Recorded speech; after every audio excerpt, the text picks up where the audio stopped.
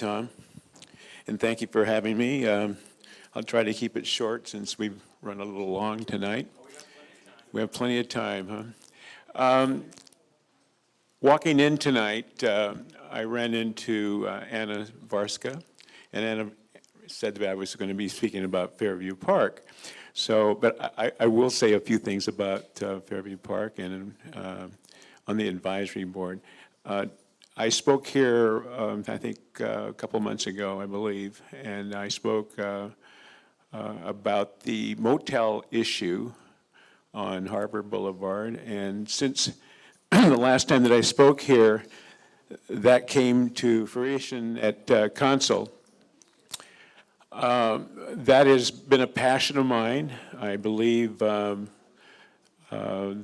passed 4-1 on Council. I believe the 4 people who voted to move forward did a service. I think they lived up to their oath as council people in protecting the citizens of this town. I respect the people that were protecting the 50 or so people, saying that we're going to put them out on the street. And let me rest assured to tell you that as a Costa Mesan, before the city here, Costa Mesa has always been good people. We will stand up, we will move forward, and we will take care of our own. One of the situations in Costa Mesa that maybe we've gotten ourselves into is that we are good people, and we do invite people here because of our kindness, but we also know how to take care of things. And I applaud the council. I believe it was a right thing. It protects you folks, me, and the 50 people or so that supposedly are not going to have a roof on their head. So I think that's a very important issue in this city. That was a big vote in my mind, and I really believe wholeheartedly. We have a couple other pieces of property in the city that need to be addressed, and I'm sure they will be down the road here. So rest assured that that's an improvement in the city. The other issue I want to bring up before I get into a little bit of the pension, and I'm glad that Jeff Arthur here, the leader of our pension committee, is here, and he can back me up on some of the issues that I'm not quite. Oh, Ralph is here also. Oh, good. I want to address to Anna here. Anna served very honorably on the Fairview Board advisory. She did a lot of good homework, and I respected. Although I didn't agree with some of the things she did present, I respect all the work that she did.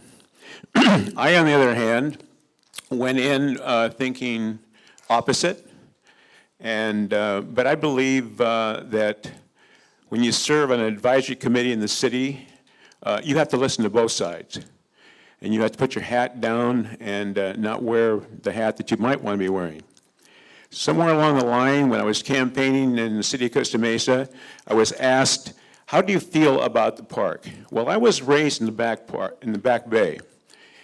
That was my home feel, and I believe that at the time that I was serving on the committee, and I think it's still alive. Is that right, Varska?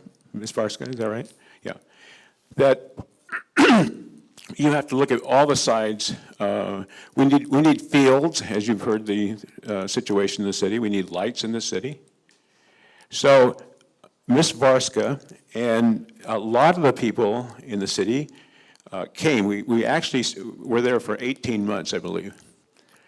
And they did a great presentation.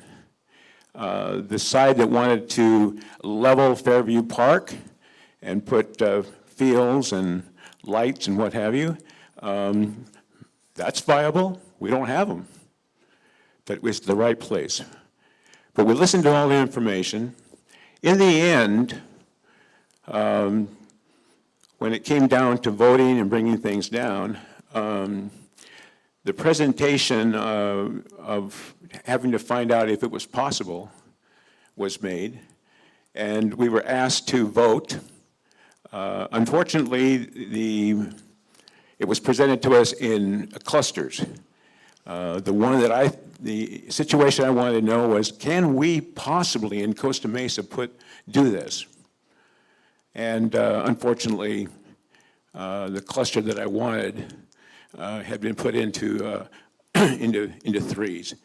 I never voted for the park to be leveled. I voted to have the information developed by the staff in the city. And I was chastised for that because when I was running for council, I said, I'd like to see the park stay the way it is. Unfortunately, I was called names, and I think a couple of weeks ago, somebody questioned my mother's character. And, but I can assure you that I'm legal. But anyway, I thought I did the right thing because I balanced everything out. And I proved that by listening to both sides, at this point in our history, that's not possible. We don't have that kind of money. It would take $20 million to develop that park. We don't have $20 million. We're already $200 million behind on pension. So, but anyway, that's the story on Fairview Park.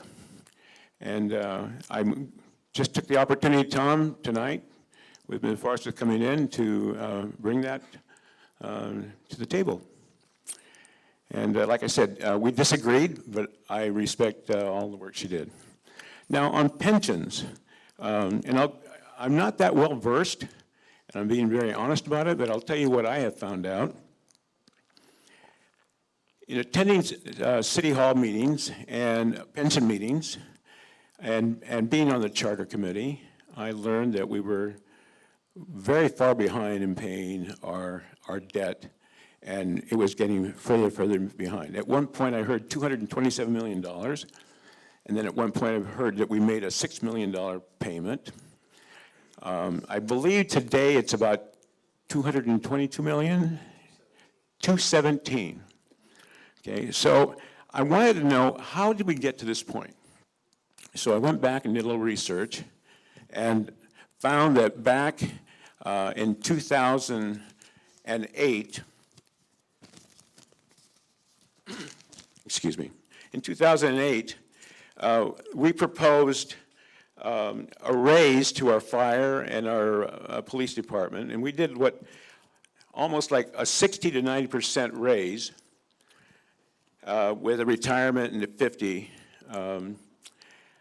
And then in 2010, we came back and we finished it up with another 2% raise.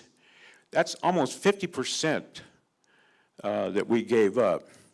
Along the way, we kind of gifted, in 1999, we gifted all of our employees. We went back to 0.0 when they started. That means that you went back to retroactive. Mr. Arthur tells me that a lot of cities in Orange County did the same thing. We just kind of fell behind. I'm not sure that we really addressed it correctly. Somewhere along the line, we didn't do our homework for us to be that far behind. And going back retroactive, I'm not a math whiz, but to sit down and figure it out, I would think that when that was voted upon, immediately we went in the hole. From what I can see is probably between 2008 and 2010, we just overnight fell into maybe $24 million in debt. Now, was it a mistake? Yes. It is a mistake. But we need to correct it, and we need to be aware of it. We will pay CalPERS every penny that they want. There's no doubt about it. When I was running for council, I was asked on stage about this, and what would you do about it? I said, well, we're stuck. We're done. We are going to pay it. You, me, homeowners, we're going to pay it. The city can pay it, but we are the city. And that means maybe libraries, maybe no infrastructure, but we're going to pay it. Now, if we don't want the city to pay it, we can individually pay it. Or We can do bonds. And when I said the last thing, because it was only 4 things, the last thing, everybody gasped, you know, here's this candidate running for consul, Republican conservative, and what did I say? Taxes. You're going to be taxed. Somewhere along the line, if we don't pay this bill, or we don't find a way to do this, they're going to want their money. Now, right now, our bill is about $17 million a year, and it's going to be, they're going to push this year, they want a $20 million payment. They're going to get us up to $30 million. That's their goal. Not only $30 million when we reach the goal, they want 26 years of $30 million. Okay, so we need to sit down at the table and figure this out. I will tell you that I have gone to pension committees.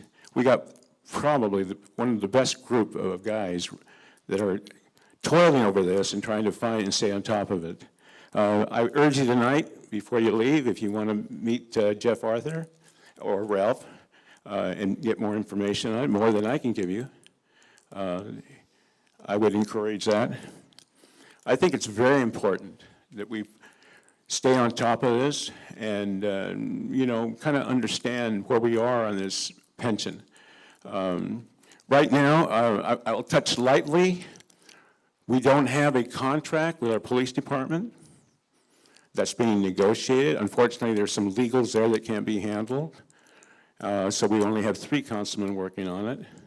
I'm not privy to that table, so I don't know what's going on. I hear that we're getting close, but close and getting it done is a big gap. So right now, we're paying, the city is paying pension. The police department is not putting anything in. And I don't know where that negotiation is today, but it's something that needs to be negotiated and come to the table. That's why we have elections. If they can't come to the table and they can't get along, we need to find people quickly to get to that table and find out what needs to be done. So I raise this to you tonight. I'm sure there's more information deeper than this. Like I said, I've been on top of it. I try to educate myself on it daily and dig a little bit. Sometimes I get blocked on it, but I'm getting close to it, to understanding it. And it goes back all the way to 2008. And in 1999, this included, they went back to 1999 and included all the employees. That means if you worked in the city for 29 years and you went to a city council meeting and they passed this, you hit the jackpot because you went home with a raise all the way back to 29 years. And that included your pension and your pay. And so that's where we are today. And I don't know how many people really realize how important this is. This is really important to our city. And it's going to get to us. And people will say, no, Lee, everything's going to be fine. Economy's going to go up. No, folks, no. This is real. So I urge you all to get involved in it, or at least to talk to your officials and see what can be done. Put your input in. It's a debt that we all owe, and we're going to pay it. So that's how I feel about the pensions at this time. I don't want to get into the fire. I think fire and police, I think we have probably the greatest 2 departments in Orange County. Being retired and not wanting to be bored and being kicked out of the house, I have gone to other cities, and I will tell you right now, we have the best fire department in the county. We have the best police department in the county. I understand that there's a big gap about we don't have enough, we don't have this. That's another issue we can sit here all day and talk about. But right now, we have the 2 best departments in Orange County. And going back to the last statement I made the last time I was here, we have never neglected our patrol. We might have gone down, but this city has never neglected having the correct patrol out on the city. So tonight, I wanted to pass that on. I wanted to bring up to date on the motel issue, which I think is fabulous for all of us. It's a great start forward. I was glad that Ms. Farsa came and I could say that tonight. And then touch a little bit on the pension and bring you up to date, at least expose that to you. And that's all I have tonight.